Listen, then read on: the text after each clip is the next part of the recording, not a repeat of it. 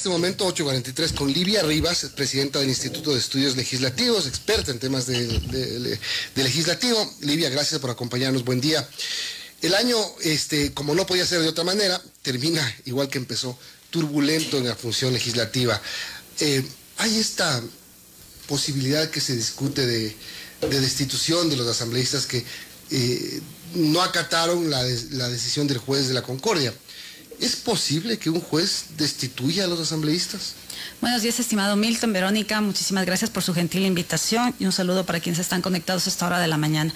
Mire usted, el antecedente de esta supuesta intención de destitución de los legisladores parte de unas medidas de cumplimiento que dicta el juez de la Concordia. El antecedente que tenemos que tener en consideración es que los 4 miembros del Consejo de Participación Ciudadana y Control Social que fueron destituidos por la Asamblea Nacional dentro del juicio político, pues plantearon unas medidas cautelares. Bueno, no directamente, hubo un ciudadano que presentó unas medidas cautelares que terminaron beneficiando a los 4 miembros del Consejo de Participación Ciudadana y Control Social.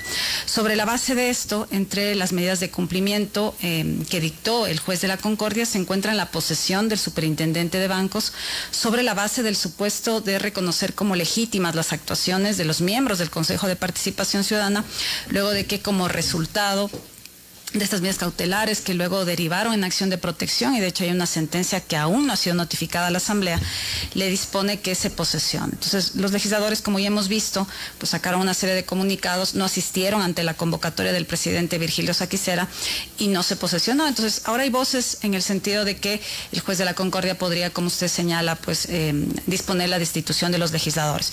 Pero es importante señalar que esto tenemos antecedentes. Recordarán que en el caso de la expresidenta Guadalupe Llori, pues también presentó unas medidas cautelares para no llegar a ser destituida del cargo de presidenta, luego una acción de protección también, y también ya se habló de este tema. Y la conclusión que se repite en el mismo caso actualmente es la siguiente: no hay posibilidad alguna de que el juez de la Concordia pudiera destituir a los legisladores. Ya hay fallos de la Corte Constitucional, inclusive no solo del actual, sino desde el año 2010 en adelante por lo menos, donde se ha señalado que se reserva para sí la Corte Constitucional la posibilidad de destitución de autoridades. De forma tal que el único mecanismo sería a través de una acción de incumplimiento, donde sea la Corte Constitucional la que llegue a analizar si efectivamente cabe. Este es un caso extremo. Yo personalmente no creo que la Corte Constitucional llegara de forma alguna a dictaminar destitución de los legisladores, sobre todo porque también hay un tema de fondo, que es, está pendiente un recurso de apelación que podría la Corte Provincial cambiar el fondo. No es que se va a quedar como está. Claro, pero para que la Corte llegue a tratar este tema, alguien tiene que presentar esta acción. Cualquier persona podría presentar una acción de incumplimiento. Así como cualquier persona presentó ante el juez de la Concordia. Ante el juez de la Concordia, exactamente. Pero ¿por qué estamos en esta discusión, Livia? Más allá de la legalidad o no, ya estamos llegando a pensar que aquí quienes realmente gobiernan al Estado son los jueces.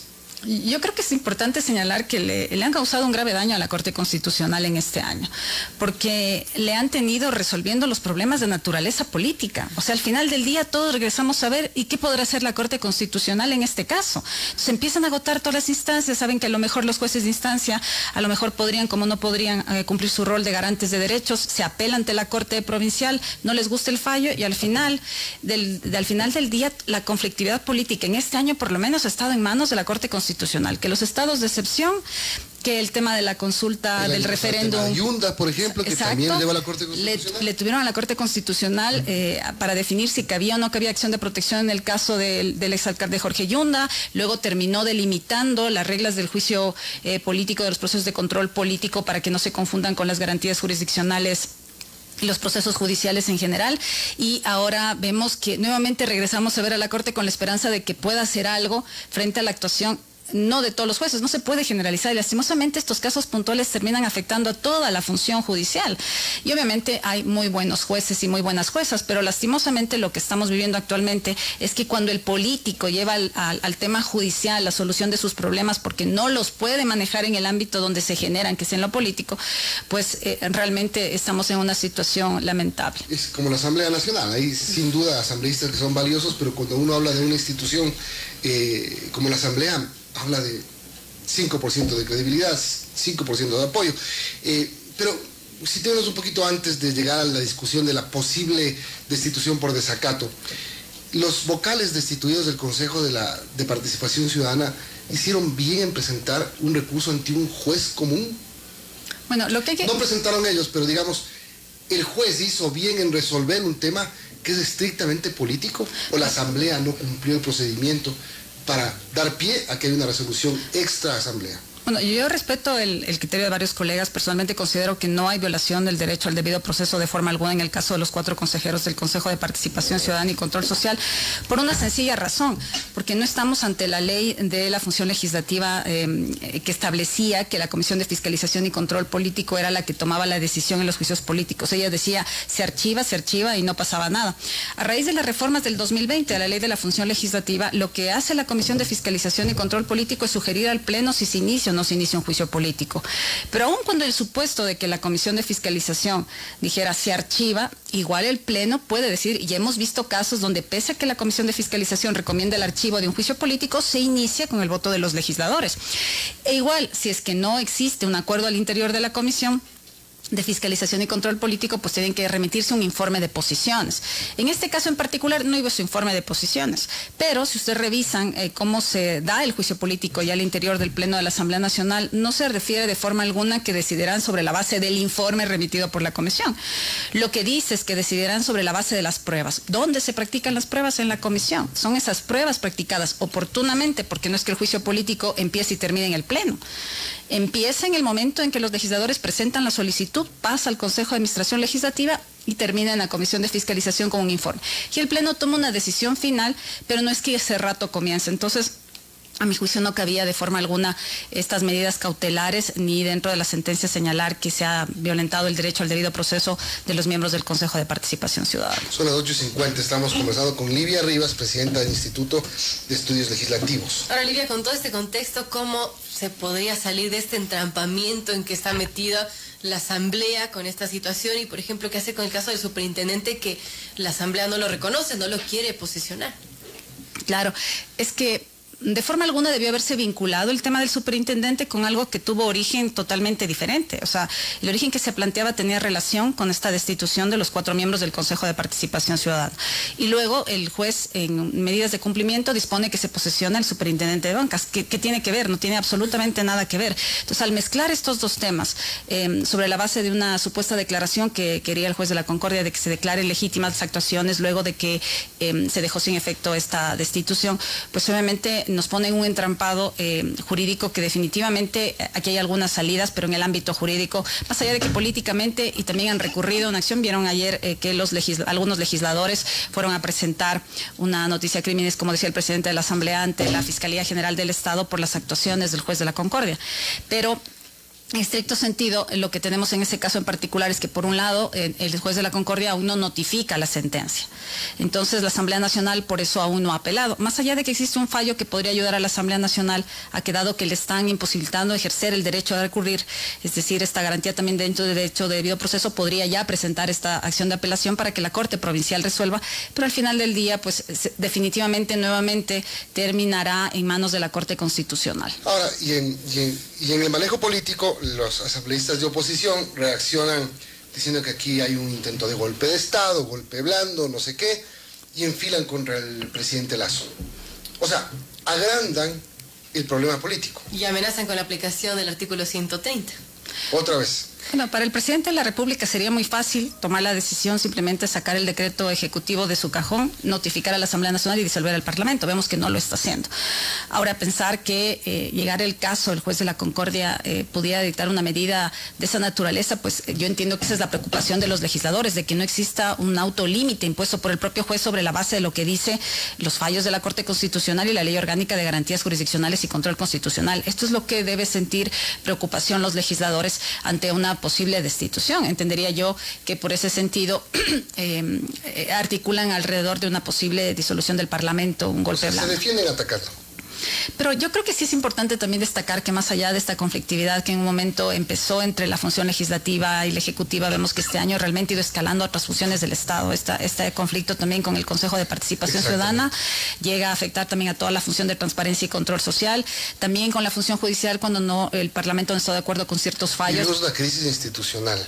Vivimos una crisis institucional por completo, vivimos como tú una bien crisis. Dices, esto empieza entre las tensiones de Ejecutivo-Legislativo y se fueron contaminando las otras funciones del Estado. Definitivamente es Es lamentable, como le digo, al final del día todos regresamos a ver a la Corte Constitucional. Y no está en capacidad la Corte de solucionar los problemas políticos. Está llamada a ejercer aquellas competencias previstas en la Constitución y la ley en el ámbito de las garantías de nuestros derechos. Y lo que esperamos es que la Corte Constitucional haga algo con estas acciones jurisdiccionales que no están atadas a la Constitución y a la ley de garantías. Pero ya también hemos escuchado un pronunciamiento del señor presidente de la Corte en el sentido de que cada cual asuma su rol. Y es cierto, o sea, cada cual en el ámbito político y en el ámbito de sus competencias debe encontrar las mejores alternativas. Pero yo sí creo que también es importante destacar que antes de terminar este año sí hemos visto cómo los acuerdos han dado resultado entre el Ejecutivo y el Legislativo. Ley de transformación digital, ley de comunicación, hubo estas mesas de diálogo entre el Ejecutivo y o sea, sí hay como brotes de muestra de diálogo. O sea, el diálogo es posible porque siempre que han habido estas amenazas de muerte cruzada, siempre decimos, bueno, es que se acabó el diálogo, es que esto es imposible, es que no se va a lograr. Y vemos que sí, se ha dado esta mesa de diálogo, más allá de que hay que tener en consideración que para que existan 36 leyes publicadas en el registro oficial, no lo hizo solita la Asamblea. Hubo la participación del Ejecutivo, que es el que sancionó o objetó parcialmente, pero a la final participó en el proceso y con su visto bueno fue a parar en el registro oficial. Entonces, sí hubo un trabajo conjunto. Sí, pero ¿cómo se hace para que el año que viene las cosas mejoren? Porque los discursos políticos son lacerantes. El presidente de la República dice, no, yo no voy a trabajar con la Asamblea porque la Asamblea es tal por cual. Y a la vuelta de la esquina, sí o sí le toca enviar normativa de la Asamblea Nacional. Yo creo que el presidente y su equipo de trabajo debería regresar a ver cuál es una de las preguntas que él plantea para el referéndum y debería manejar de diferente manera la relación con la Asamblea, porque a veces como ciudadanos nos preguntamos cómo es que el presidente de la República quiere trasladar la competencia del Consejo de Participación Ciudadana y Control Social a la Asamblea con la que tiene enfrentamientos. Entonces, si estos enfrentamientos se van a mantener hasta el referéndum aprobatorio, con seguridad esa pregunta va a tener una dificultad en ser positiva para lo que aspira el gobierno. Pero porque ¿cómo cambio de relación con la Asamblea si es que esta Asamblea es lo que es? Porque claro, también es cierto que dan unos motivos. Pero por eso le digo, y usted también lo destacó, estimado Milton, en el sentido de que en esta ley de transformación digital, pues con unanimidad, luego de esta mesa en la que se llegaron a ciertos acuerdos mínimos, que sí es posible, y eso derivó de que el presidente de la República presente su proyecto de ley calificado de urgencia en materia económica y finalmente fue aprobado, y por unanimidad. Entonces, y lo mismo podría pasar en temas de seguridad, y con seguridad podrían también identificarse otras temáticas que también nos interesan a los ecuatorianos, en el ámbito de la salud, la educación, el crecimiento económico, el fomento del empleo. Yo creo que hay alternativas. Sin embargo, creo que también de lado y lado, en función de los intereses de que se apruebe o no el referéndum aprobatorio el próximo año, este nivel de conflictividad también se va a mantener o se podría incrementar. Hay ciertos sectores de la sociedad que no están de acuerdo de forma alguna, por ejemplo, que se trasladen estas competencias a la Asamblea. Yo como legislador, obviamente quisiera que así fuera. De hecho, yo soy partidaria de que efectivamente... País normal, más o menos eso ocurre. Yo soy partidaria de que se traslade esta competencia. ¿Por qué? Si bien tiene una bajísima credibilidad y apenas una cifra de aceptación, un dígito de aceptación la Asamblea Nacional, yo no creo que hay que regresar a ver los representantes que más lo bien somos los que nosotros escogimos, sino a la institucionalidad en su conjunto, al órgano máximo de deliberación democrática, que es el contrapeso de la función ejecutiva. Esa es la Asamblea Nacional, y los legisladores que están ahí pues son el resultado de nuestro voto. Entonces, deslegitimar toda la institucionalidad por no haber elegido de la mejor manera, pues creo que tampoco es lo más adecuado. Ahora yo me equivoqué, ley de comunicación, la ley de comunicación fue un relajo. Hay por ahí la que algo de acuerdo hubo para tramitarla fue la ley de uso legítimo de la fuerza. Son las 8:57, estamos conversando con Livia Rivas. Y Livia, haciendo un balance de este año para la Asamblea Nacional, bueno, usted, ¿qué nos diría? ¿Cómo le fue a la Asamblea en este 2022? Bueno, cuantitativamente hablando, vemos que están publicadas ya en el registro oficial 36 leyes en total, ¿no es cierto?, desde el inicio de este periodo legislativo, de las cuales 10 aproximadamente son del periodo legislativo anterior, y esta Asamblea lo que terminó es con la fase final de aprobación de la ley, y alrededor como de 10 leyes son desde el periodo del actual presidente, luego de la destitución de la asambleísta, del cargo de presidenta de la asambleísta Guadalupe Llori, ¿no? Y hay algunas que todavía están para sanción, objeción del presidente de la República y publicación en el registro oficial. Entonces, cuantitativamente hablando, vemos que efectivamente las comisiones especializadas han cumplido su rol, porque si no hay informes de primer y segundo debate en las comisiones especializadas, pues no pueden llegar al Pleno para que se aprueben las leyes. Ahora, habrá que ver si el contenido de las leyes es realmente lo que necesita el país, ¿no es cierto? Y eso parte de un análisis cualitativo que dependerá muchísimo de procesos de evaluación ex post que debe hacer la Asamblea Nacional y la propia ciudadanía para ver si estas leyes que está haciendo la Asamblea Nacional sirven. Y en el ámbito de fiscalización y control político también hemos visto una activa participación, hemos visto cómo inclusive en las comisiones especializadas, que esto también habrá que llegar un momento a coordinar, a veces el Ejecutivo cuando decía que no vayan ya las autoridades de las comisiones porque el mismo día a veces tenían que comparecer a 2, 3 comisiones para hablar temas idénticos o similares. Entonces, yo creo que en el ámbito de la fiscalización sí se podrían hacer algunas coordinaciones a través del Consejo de Administración Legislativa, como sucedía en otros periodos legislativos, de forma tal que la fiscalización no se agote de esta manera, ¿no? O sea, un tema más coordinado entre las comisiones, de forma tal que sea un poco más fluido. Y efectivamente en el ámbito de la fiscalización también hemos visto juicios políticos que en algunos casos han terminado con destituciones y en otros pues no se han alcanzado los votos para la censura de la institución. Y casos como en este, donde estamos enfrentados por primera vez ante un resultado positivo, porque no es que la primera vez que se plantea una medida cautelar, una acción de protección en el caso de juicios políticos, sí ha habido antes, pero es la primera vez en que ha tenido un resultado favorable para que se deje sin efecto una decisión que, recordemos, es una competencia